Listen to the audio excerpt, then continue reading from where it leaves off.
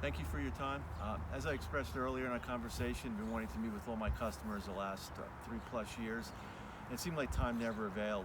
Wanted to bring everybody up to date on our mission and focus.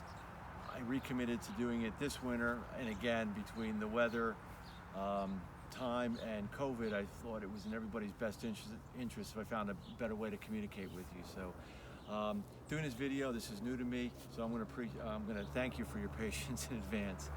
Most people know us for basic tree removal and pruning. My passion has always been tree preservation.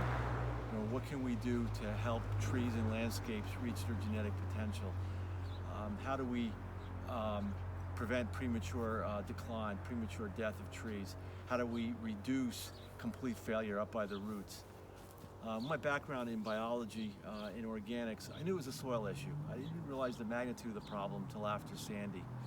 If I ask you to visualize your favorite tree, you're probably going to think about the flowers or the foliage, maybe the branches or the trunk of the tree.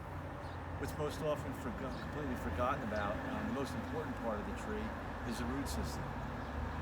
And that's what I found was these trees had stunted and dwarfed root systems. So there just wasn't enough root system to hold the trees upright. I think if you look for the answer why, I think you have to look at nature, where trees evolved in a forest situation, where there's a natural recycling of organic matter. The leaves, the branches, entire trees fall. In this soil biology, basically the bacteria and fungus break the plant material down and reincorporate it back into the soil. So if you look at a healthy soil, it should be roughly 50% solid, which is 45% of your mineral portion of it, the sand, silt, and clay, 5% organic matter, 25% moisture, and 25% airspace. This soil biology is basically the bacteria and fungus. They create micro and macro aggregates.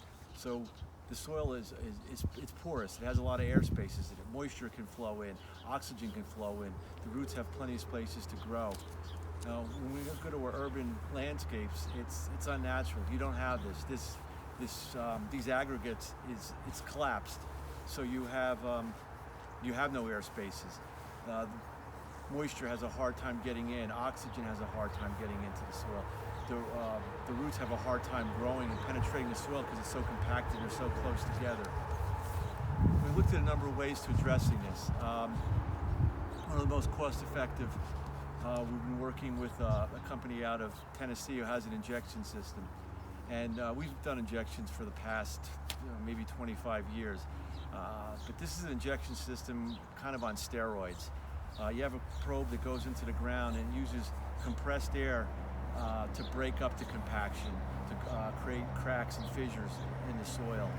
So what we're doing is we're opening up the surface, we're reducing surface tension so oxygen and moisture can get in.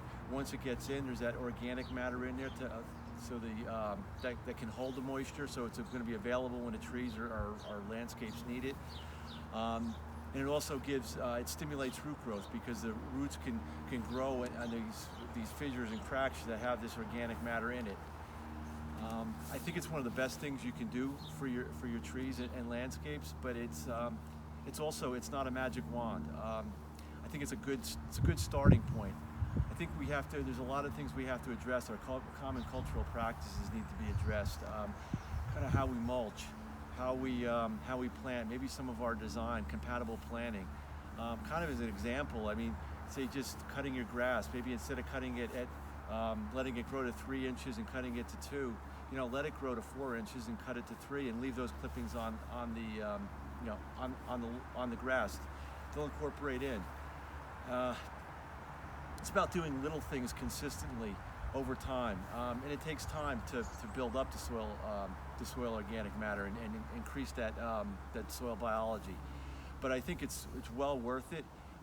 Just for example, if you increase the water holding capacity of your soil by 1%, let's say on a 1/4 acre, you're going to increase the water holding capacity by roughly 5,000 gallons for it's going to be available for the trees, the lawns, the landscapes when it's needed.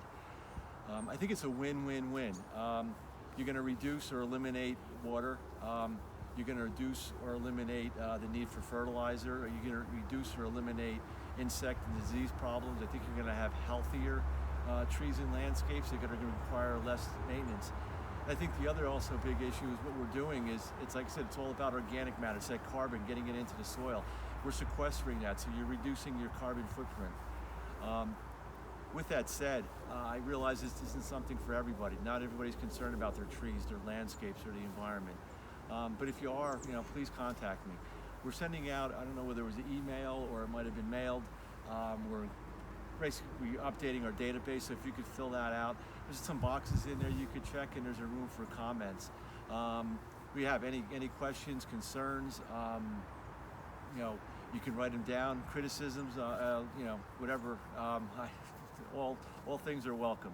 So with that, I thank you for your time.